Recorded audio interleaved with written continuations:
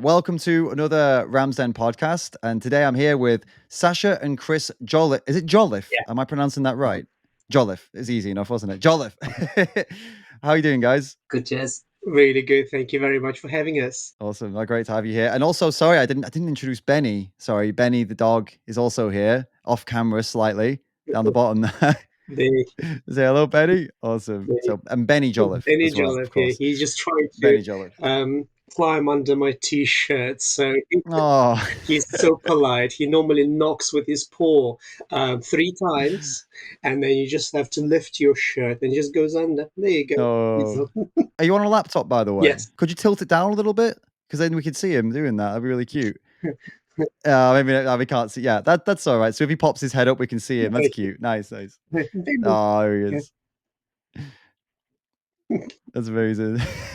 And that's basically it. So that's what Perfect. he does. Everywhere we go, we pretty much he will just do that. So you guys are both animal rights activists, right? That's right. Yeah. Awesome. Could you tell us a bit about what you do? Of course. Well, there are various things. First of all, we are both organizers at We the Free. We the Free is a British Canadian charity organization. They arrange street activism, street outreach. They're also involved in volunteering at animal sanctuaries, providing food for animal sanctuaries. They also organize the events for providing food for the houseless, again, vegan, nutritious food in conjunction with the local vegan businesses. They have various other events to support vegan activists. We also support other grassroots organizations, such as We Stand for the Animals, absolutely fantastic organization, at the moment mainly around London. Sentience, which is in Brighton and Hove, that's a new organization starting as well. And we used to support Anonymous for the Voiceless as well. We were very, very big supporters of that. But now, of course, we're focusing more on We the Free because we're organizers of that. And our area is Winchester, Southampton, Bournemouth, and Dorchester at the moment. So we do amazing, quite a lot of that. So you're here today for the weirdest reason. This is the way we met, and the reason I brought you guys on. It's such a strange thing. So apparently, Benny's dead. Basically, that's why we're here today. The dog that you've just just shown is crawling up on your t-shirt. Apparently, he's dead because you were the guys who got into a big. Well, I guess got attacked online by, I don't know, hundreds of people. Is it thousands? I don't know, but I know at least hundreds, right? Because apparently you took Benny to the Vegan Campout Festival and Benny died. And that's why we're here today, right? So for those that are like, what did you just say? Mm-hmm. Could you give us the overview? What the hell happened?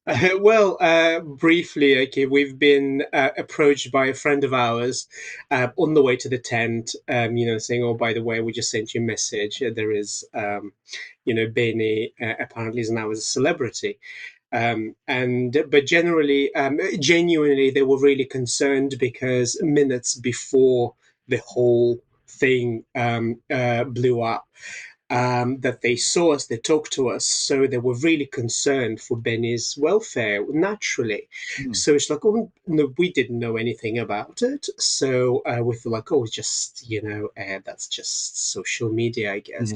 At the time, the signal was really poor at the VCO, or at least for us. So we would pay no mind to it because we thought it's just another thing, anti-VCO. And then we, when we finally got the signal and we just started seeing messages from people, what concerned me was that I started receiving religious messages saying that the God was angry with me.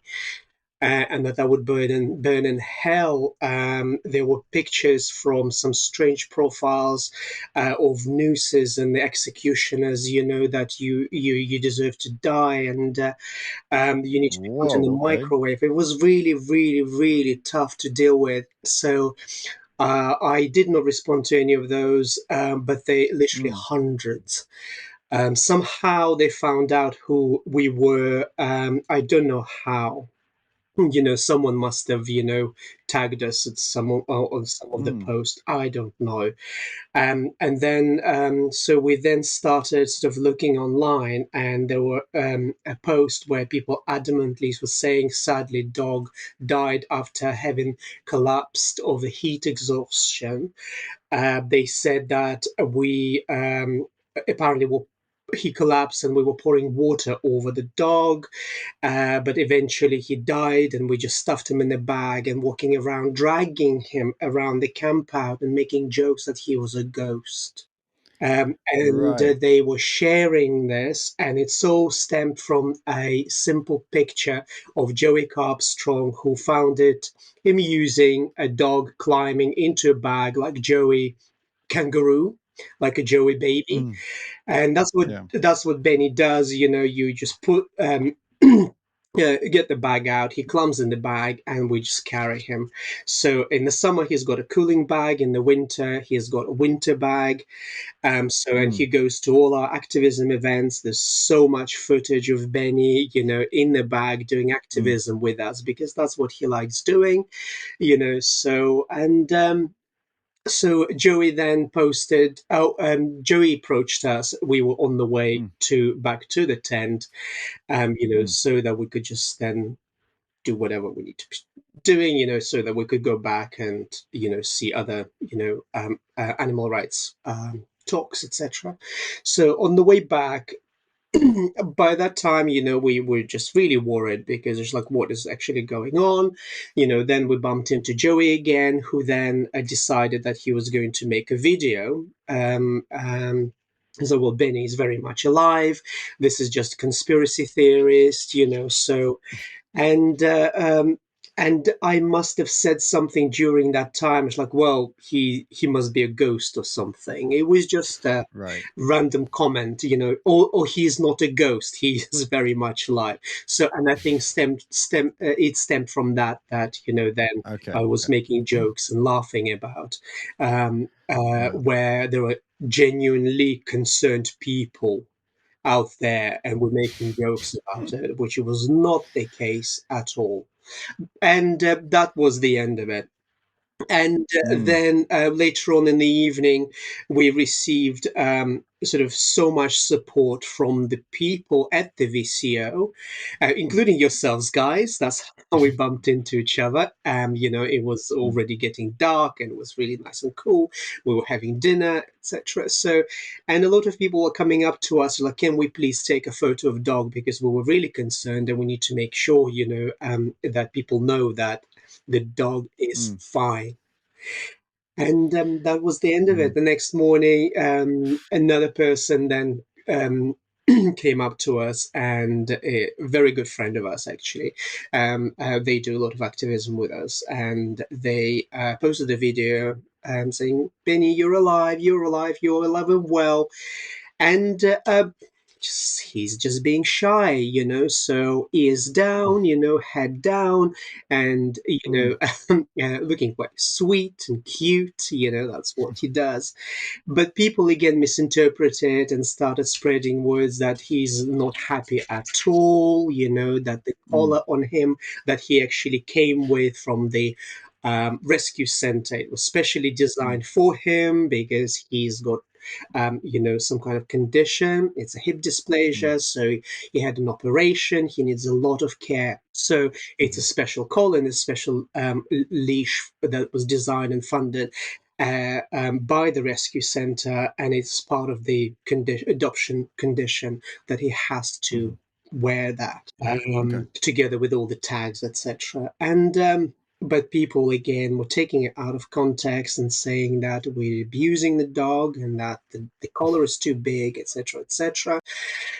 And then there were in the same post where the person spread across many vegan platforms saying that sadly this dog died, and there was a picture that was taken from Joey's page, and it's saying that RSPCA were on site and they Mm. were raiding the tents and taking the dogs away from people.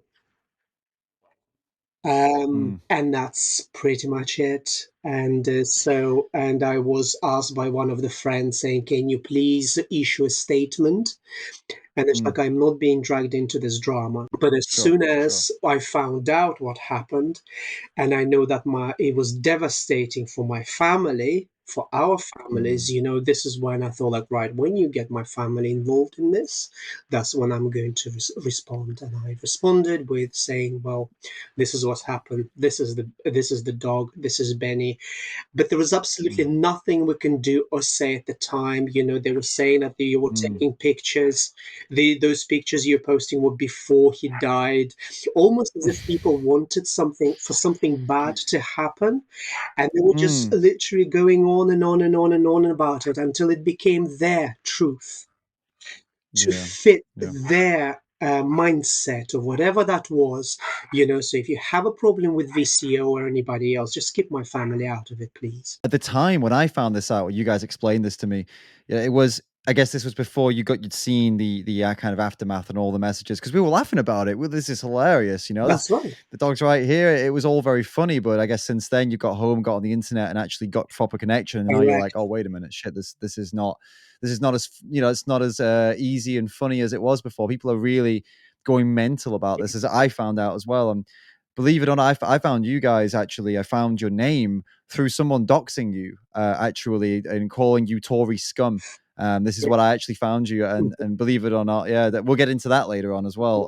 Which is just madness. We've got a lot to get through today. So first things first, let's start at the beginning. What would drive someone, do you think, to see that photo of Joey Carbstrong with the doggo, right?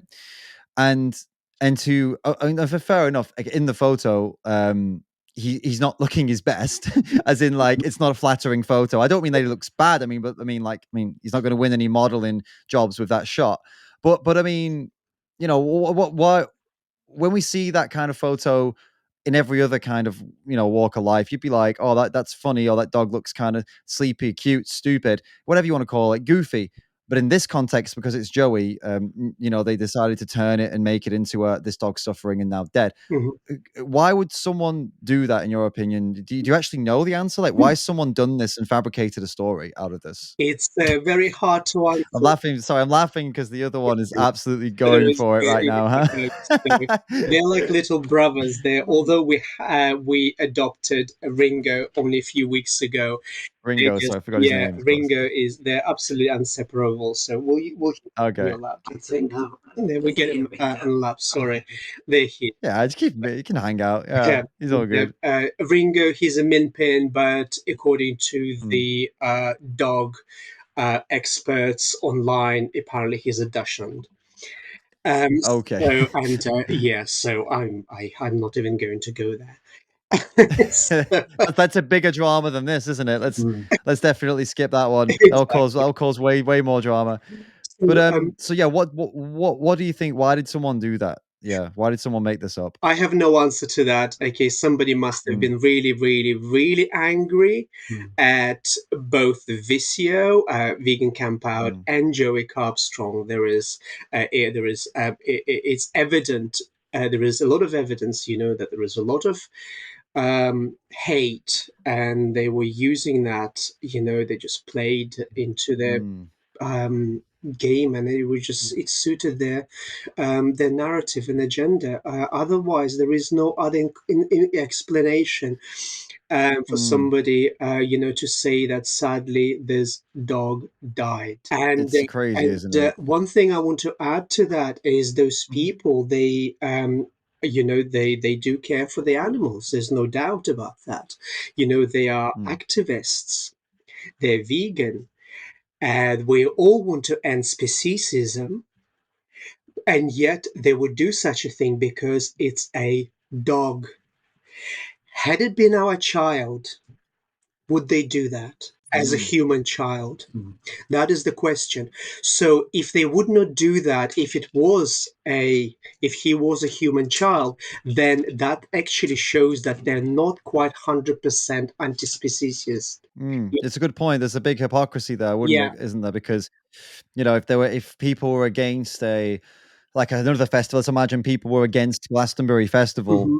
and someone took their kid there. It would be like, okay, you're against this festival. Would you say like, oh, this person's baby or this person's young child died to make some kind of political point to try to get people to hate the festival? No, probably not, right? And again, even don't forget Glastonbury, forget it. Just at VCO, would they make the same point Mhm. for VCO? Would they do that about a kid? Yeah. Of course they wouldn't. So you're right. You called out a big hypocrisy there for Mhm. whoever this individual is. I assume they wouldn't do it for that reason. They're just using an animal, right, Yeah. to get their goals, which Exactly. is basically what we're supposed to be against. If that photo was, I was going to say, if that photo was anywhere else, nothing to do with VCO or nothing to do with Joey Carbstrong, would it have been out and about, and would people have reacted, Mm, or is it just because it was mm. affiliated with those two, or Mhm. we'll never know, I guess. Oh, there's Benny again with his funny face. So what I'll do is, okay, I'm going to put them because I think it's time for them to go to bed. I'll leave you with Chris Okay. for a few minutes. Sure. It's probably a good idea, I think. Just for the sake of the noise alone, I Yeah. think. So someone used you and your dogs as a method, let's say, to try and cancel VCO, basically, and try and cancel people at VCO, because it wasn't just you and your dogs. We're going to get onto that in a minute. They were also trying to cancel everyone who took a dog, and Yeah. actually anyone who was at VCO. They really tried this year more than I've seen any other year. Why did you guys and your dogs become the center of an anti-VCO campaign? Why did this even happen? Why is there an anti-VCO campaign in the first place that needed to, or that that where they felt they needed to use you and your dogs as a vessel for that?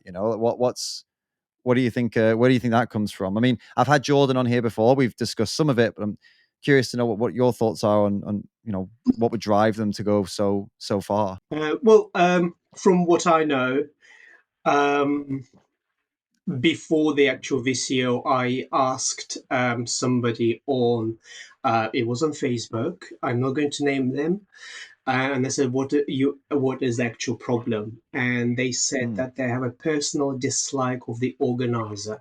okay, Um, so, but again, I don't really want to get into hearsay, but I've got a screenshot of that. Again, I sure. don't really want to be getting into screenshot culture, which is No. actually very prominent in the vegan world, unfortunately. So that's just one of the Mm, reasons.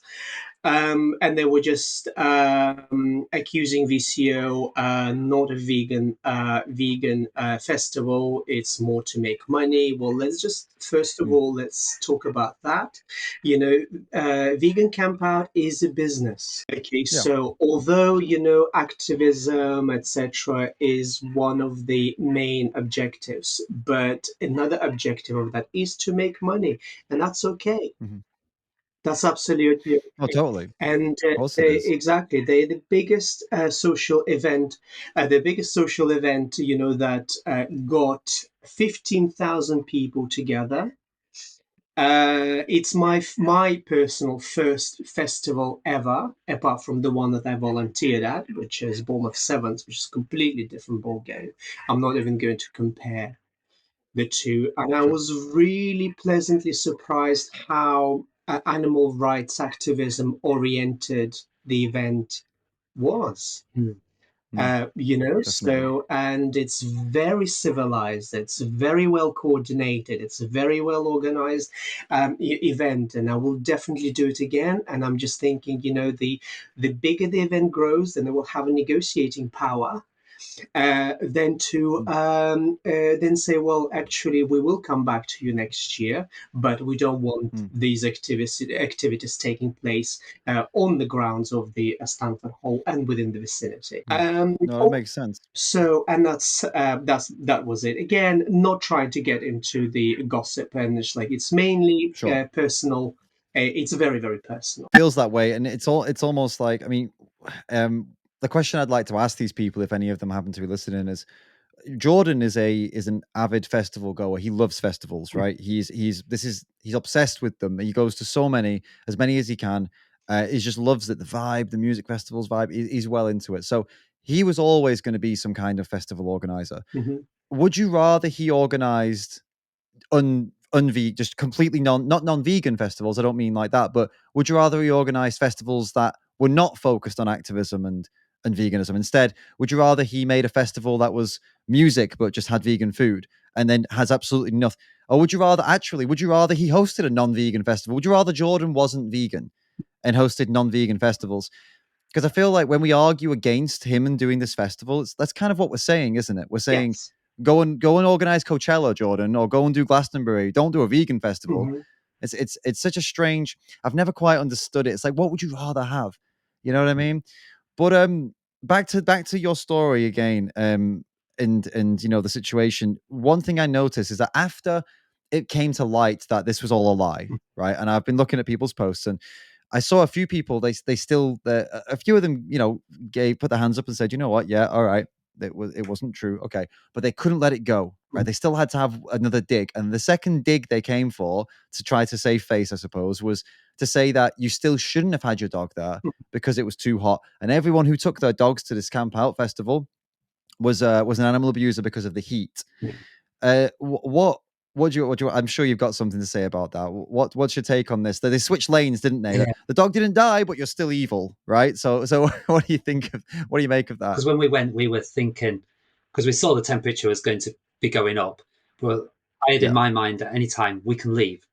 If it gets too hot, we can go, and we know if the dog's too hot. So we just sort of played it by ear. But when we got there, the temperatures weren't as bad as they were saying, or at least it didn't feel as bad. With there's loads of shade there because there's the woods area, there's trees everywhere. There's big tents, loads of big tents there, and yeah, you didn't need to be in the sun, and there's a good breeze there as well. It was very breezy. In fact, it was very Friday afternoon when we arrived. It's actually very cold. Yeah, a lot of people. It was, wasn't it? Yeah. A lot of people struggled sleeping in the tents overnight because it got so cold. Yeah. So and. So wait, are you telling me? Sorry, can I just interrupt there? Sorry, Sasha and Chris, activists, vegans, and animal rights activists. Are you telling me that you are vegans, animal rights activists, and responsible dog people? Is that what you're trying to? Are you telling me you care about the well-being of your? This is blowing my mind. I can't imagine that vegans and activists would care about dogs enough to consider leaving a festival if it got too hot. Bloody hell, it's like amazing stuff, guys, really. Isn't it mad though that you have to explain this? I'm sorry, I find it crazy that we're sat here having to explain the bloody painfully obvious, but yeah, you're totally, I agree with you, by the way. The temperature, it got the hottest on what, the Saturday, maybe like Saturday afternoon, right? But it wasn't, it didn't never got to the unbearable heat that was predicted. That's the point, isn't it? It didn't get to that. Like 25, 26, something like that. 26, 27 apparently recorded in the sun, and then consistently between 22 and 24 in the shade. And that's what's been recorded during that time. But either way, you know, all the dogs were looked after, and just like you said, you know, it's a shame that we're having to explain ourselves, you know, as if, you know, 15,000 people would allow anything bad to happen to any animal, right? You know, especially 15,000 people that care about animals, because they're there because it's a vegan festival, not there because of any other reason. Like they could go to any. Oh, we were going to turn a blind eye, weren't we? We were all going to turn a blind eye if we saw anything. Yeah, of course. Yeah, all of us vegans and activists, we're just going to let it go. Crazy, isn't it? Like people would even assume that. And activists are usually quite vocal about things that they dislike, so someone would have said or expressed something, you would imagine, if they thought at any point that the dogs weren't in a good situation. They with ours in particular, Benny, we've had for over 5 years now, and he doesn't bother with the heat. He'll go out and sunbathe in the garden by like slightest bit of sun in any temperature, and then come back in when it gets too hot. And like out on a walk, I think we've seen him panting maybe 2 or 3 times ever. Like we walk him 2 or 3 times a day. And well, with that again, you have to be really careful with that. You know, when you say, you know, he did not pant, because when somebody said that the dog was not even panting, people still use that against us. Well, which means that something must have been wrong with the dog if he was not panting. Right. There's absolutely nothing we could do or say, you know, that would, you know, convince people that the dog is safe, because they wanted something bad to happen. So Oh yeah, yeah, it felt like that. it felt, I read that. One activist I saw who I actually respect. I'm not going to name names because that's not what we're doing here. yeah, But I got a lot of respect for this guy. You know, he's a London-based activist. We've worked together, and I like him. He seems very based and very grounded on a lot of things. But he was one of the people who shared this, and then um, he got someone messaged him, and he posted this thing up, I guess, to try and show that he didn't want this. But someone messaged him and said or commented saying, I feel you're almost disappointed that the dog didn't die mm, because now you don't have a narrative to push. yeah, And he was responding to saying like, what the hell, like why would anybody think that I would want that, you know? mm, And the reason people would think that he would want that is because him and so many others were so bloodthirsty for it. yeah, You know, the speed that this thing went mm, round and the hatred and vitriol that came towards you so rapidly, Yeah, it's almost like people were excited for it yeah, to come after you, wasn't it? that's right. yeah, There was no regard for anybody there, and the fact is, we were at the camp out. There was no signal. Nobody could get hold of us properly, Mm, and the family saw it at home. You know, yeah, it was absolutely horrendous yeah, thing to do, and people completely disregarded that. And when I was trying to explain to people, it's like, well, okay, fine, the dog was there. Dog is fine right now. Can you please show mm, some kind of remorse of what we have been put through? mm, You know, but there were a few apologies, and we received very nice messages from people after they found out who the dogs was and who the people mm, were, you know, and which was really, really good. But like I yeah, said, there's a lot of people who just did not want to let go, actually just sit with it for a minute and just think what it must have been like.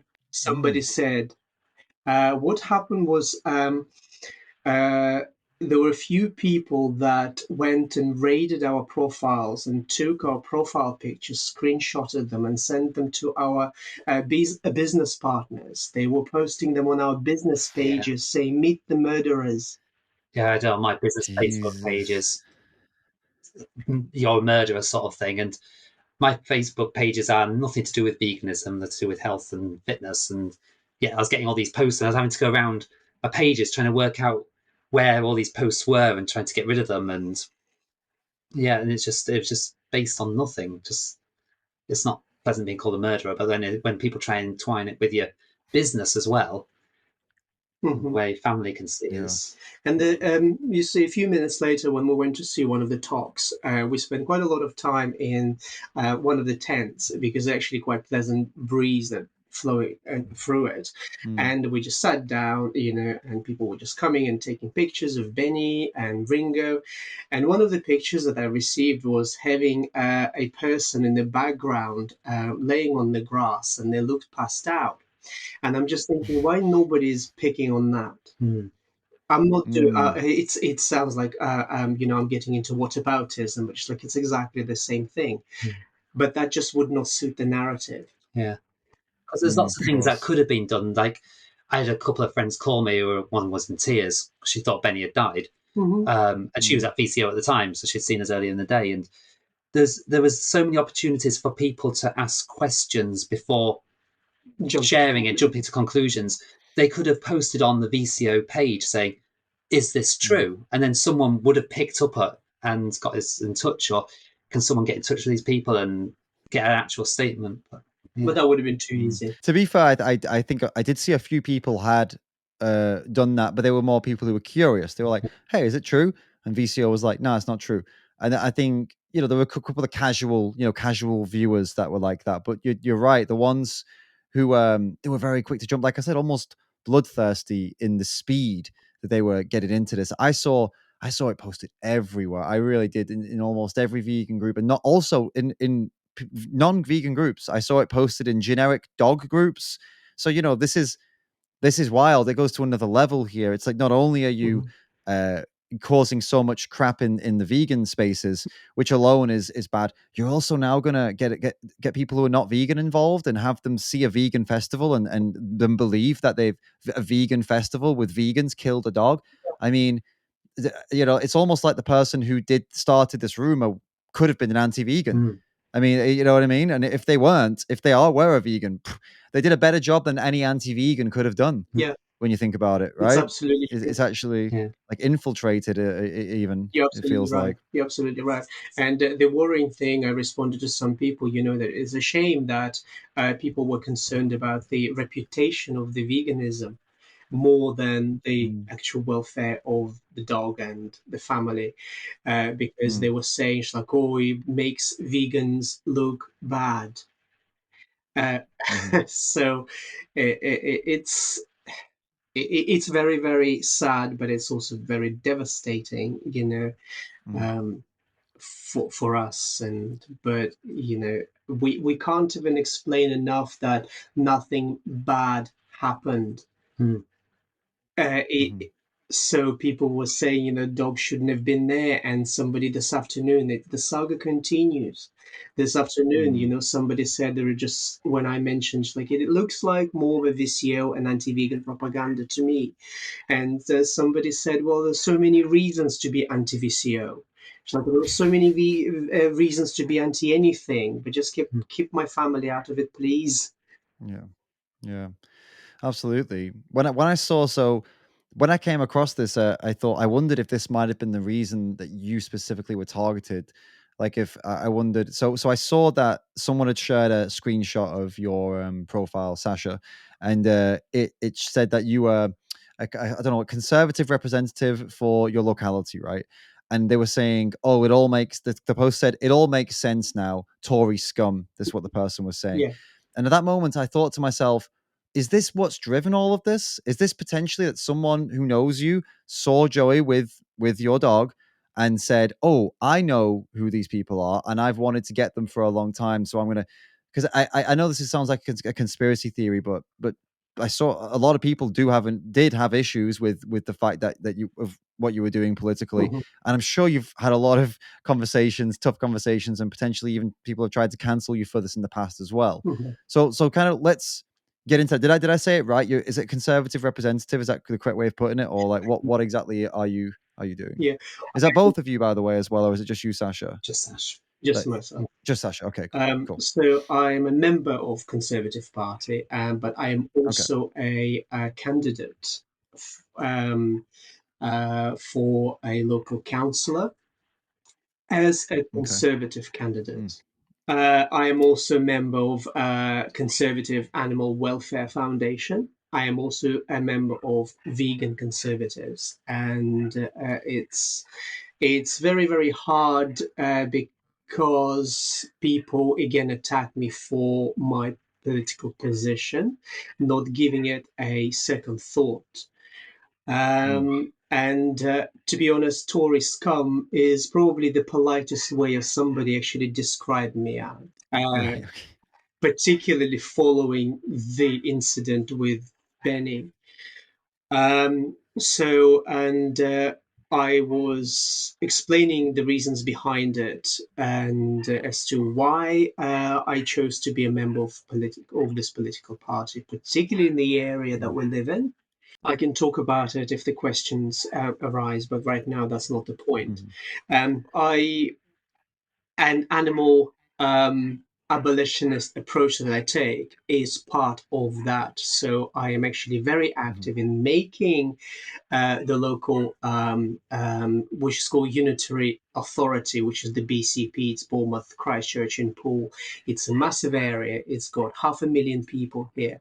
And I'm fighting with my colleagues, Conservative colleagues on the ground, to make the council vegan. And I received a lot of support from my colleagues, because people don't realize that Conservatives on the ground are not what you see in Parliament. And that's what people must understand. Okay, so sorry. Right, just kill the dogs. Yeah. No, it's okay. Yeah. It's all good.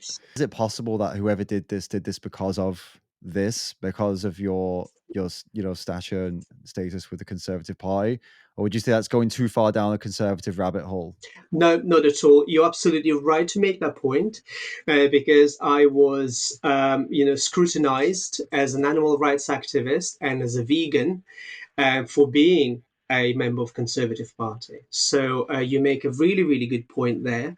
and I was deleted or cancelled even, and unfriended, whatever you call it, and blocked, because of my political position, even though that personally I have not done anything bad to those people. But unfortunately, just like what we were saying earlier, it's bloodthirsty. As soon as because if they were to talk to me, they would know the truth. And that would not fit with their narrative. And in order to continue with that narrative, continue to their mindset, they needed to get me out the way so that I wasn't able to comment, I wasn't able to present my side of the argument, and that their position will then become stronger. Yeah, it feels like, it's almost like you're like almost the perfect enemy of the kind of average, let's say, the kind of general vegan you come across with the expected political views and the expected attitude, or let's say the stereotypical attitude, or stereotypical political views, because everybody assumes that a vegan is this archetype, this far left, Antifa, radical, who is, extremely aggressive and screams at people online and blah, blah, blah. That's the stereotype vegans get slapped with. And you, in this case, have, unfortunately, this whole situation has kind of proven in some cases the stereotype to be true for some people, because you've been perceived to be someone who has apparently been hurting an animal, right? And they got taken out of context, and it didn't happen. Then it got blown out of proportion because it didn't happen, and it went bigger and bigger and bigger. Nobody checked the facts, and then they doubled down when they found out you were conservative. So it's almost kind of like proven these nasty stereotypes that we get, that quite a lot of people fit that stereotype and that's really sad, isn't it? And I know, me saying this, all the anti-vegans out there now are like, yeah, I fucking admitted it, finally the vegans are all, but it's sad, man. It's really sad to see that this stereotype is for some people, well, seemingly a lot, because a lot of people came and attacked you, that it's quite, what do we do about this? Like, how do we start to like unravel this and undo this, these vegans who are kind of acting out the stereotype, and this very negative, this, very angry, completely intolerant of anyone of any other political views, if jumping to conclusions and sharing things and attacking and canceling at a whim. Like, this is not the first time this has happened, right? I think we know that. What do you, how do you think we move forward here? Moving forward probably be the best way. Breaking the cycle probably will be impossible. Moving forward, yes, only if people are prepared to open their minds and listen. You must understand that a lot of activists are sublimating. So it's often due to those people. They've experienced trauma. They've experienced some kind of oppression themselves in order for them to then see it in others. So therefore, a lot of people, there are insecurities. Okay, so it is holding up the mirror to yourself, and first of all, you need to love yourself in order to help somebody else. So if you already have those insecurities within yourself, then of course it's very easy to then project them, because then that makes you feel good. So that's why I invite those people to the VCO, because it's very animal rights activist oriented, and all those negative feelings that they're feeling, they need to be sublimated in the right way rather than attacking your colleagues. So, and by attending those venues full of like-minded people will actually help you overcome those insecurities. Yeah, I think I agree with you. I think I think is projection, isn't it? It's a lot projection. Of this sadness, anger. I mean, we know anti-vegan trolls, and we see those, and we know that that's when someone's angry, anti-vegan, aggressive. We can accept that, and we know all these things, but or at least I think a lot of us understand that these people are. But when it comes to our colleagues and vegans, it's almost like it's a whole different world, isn't it? We don't treat each other the same we treat non-vegans, which is weird. We treat non-vegans better than vegans, right? Yes. Isn't that a strange thing? So you guys got treated probably much worse than vegans, because vegans have these incredibly high expectations, and if you fall anywhere under that as a vegan, yeah, they come after you. And also the bad ones, I mean, we're talking about here, the ones we just mentioned, who are going through some stuff, and they absolutely yeah, they're bloodthirsty. They go for the throat, right? Go for the kill. Go for it. And it's really sad that you guys have gone. I mean, is this the first time you've been through? You said you've been kind of cancelled before, but I mean, is this the first time anything as big as this has happened, or is this something that's happened to you before? Not on such a scale where, Okay. where we were accused of murder. I mean, that's pretty. Yeah, if that had happened to you once before, I would have been surprised. I mean, being accused of murder is a pretty. Jesus, oh, there's one thing you hope that never happens to you, isn't it? Actually, of your family member. You had a family member contact. Oh, of your murder in your own family. God, yeah. Yeah. Jesus, yeah. Yeah, absolutely. So it's unfortunate. Where do we go from there? Because, like I said, those people would not want to hear the truth. They just kept asking for more and more and more evidence. But there is nothing we could have done better, or some people said you should have been handled better, and it's like, whoa, unless you're in the receiving end of it, Because I think one of the things was we didn't have any internet for quite some time either, so we were just relying on what people were telling us. So when it happened, there's people running up to us saying this has happened, and we just had to take their word for it and say, can we take some photos of you and show what's going on? And it wasn't till I think it was about, well, I didn't get internet until we started leaving the camp out, which was Monday afternoon. That's when I really started to sort of Facebook had loads of notifications on. Yeah. It's like, I think there's an analogy, or like a saying. It's like a dog with a bone. Let's say when people kind of got a hold of this, you couldn't get them off it, and they want to keep going and going and going and going and going. And it's kind of almost, I've got a bit of a rule with the cancel culture stuff, and I don't know, maybe this might help you guys in the future as well. It's basically just never to give anything up. And I mean, what I mean by that is, you give an inch, they will never stop asking for more ever. Mm-hmm. And this is applicable for vegans. It's applicable for anyone in any kind of social justice world. Anyone who's kind of moving along with, like, anyone progressively minded. I found that the solution, if someone's coming after you, really isn't to give them any kind of rationale or results or resolution, or facts, because it never fixes. In my experience, it doesn't help. They want drama. So yeah, I know you guys made a statement and everything, and I think that was the right thing to do for those who are genuinely worried, but I would recommend not to engage with anyone after that, because the ones who are genuinely concerned will be happy now, and anyone who isn't happy now, they weren't genuinely concerned. And that's the end of the story, isn't it? So do you know what I mean? That's right. Yeah, you're absolutely right. And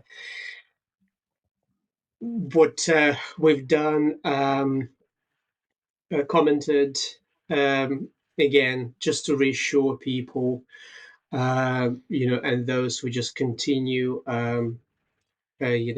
saying that or some kind of wrongdoing had taken place, then we just step back and just let them do whatever they need to do, if that makes them feel better. Yeah, I think the more you give them, the more they'll push. I know this type of person. I've been through something not quite as dramatic as this, but been accused of things, and I know how unpleasant it is, and how tempting it is to keep on weighing back in again. But ultimately, it will pass, right? It will go away. People will forget about it, and that's pretty much the only way it's going to resolve. There's nothing you could do now to make it go any faster.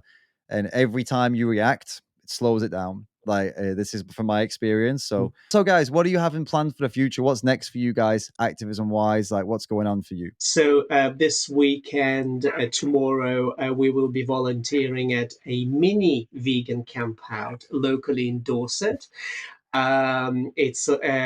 It's part of the campaign to make Dorset vegan. So there will be a lot of parents bringing their children to the vegan campout. So we'll be volunteering there. We're also having a street outreach on Sunday, which is something that we the free are trialing at the moment. It's a 3-minute horror 3-minute horror movie challenge.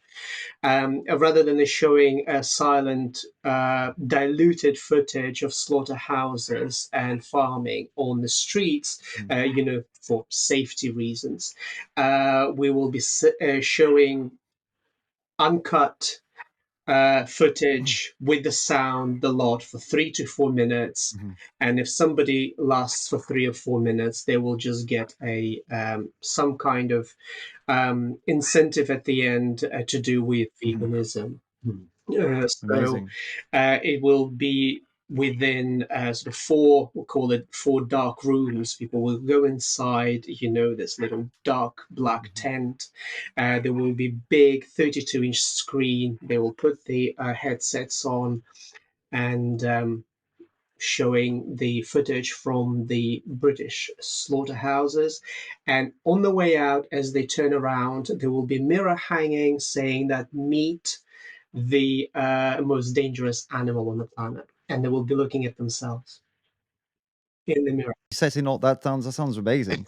That sounds like a really advanced setup. That's right. So we're very nervous, but very excited about it. So amazing. But at least with that kind of this kind of outreach, people give consent. So it's not something that right in your face and you met with it on the streets. And I think it will be a lot more effective because they will be sat with it one-on-one, one-to-one, face-to-face, facing themselves. And that's what they support. So hopefully it will be very effective.